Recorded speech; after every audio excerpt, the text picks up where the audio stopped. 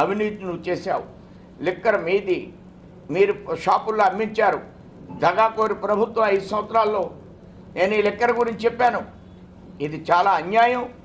వాళ్ళు తయారు చేసిన లిక్కరు అంత కరెక్ట్గా అంత పెద్ద ఎత్తున రేటుగా అమ్మవలసిన అవసరం లేదు, ఇది నేను తగ్గించి అమ్ముతానని చెప్తే నన్ను ట్రోల్ చేశారు.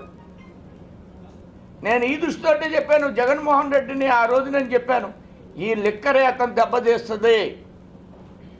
ఈ లిక్కర్ మూలంగా అతను రివర్స్లో నేను 22 డిసెంబర్లో ఓ బహిరంగ సభ పెట్టి ఈ లిక్కర్ మూలంగా అతన్ని రివర్స్లో బటన్ నొక్కి ఓడించేస్తారు ప్రజలను నన్ను అందుకునే 11 సీట్లు వచ్చినాయి. 1 కోటి మంది రోజు తాగేటప్పుడు నీ ఇష్టం వచ్చిన డబ్బు పెట్టి నేను ఇప్పుడు షాప్కి వెళ్ళి వచ్చాను, అనేకమైన వస్తువులు చూశాను. ఆ షాప్లో నాకు నచ్చిన వస్తువుని నేను డబ్బులు ఇచ్చి కొనుక్కుంటాను.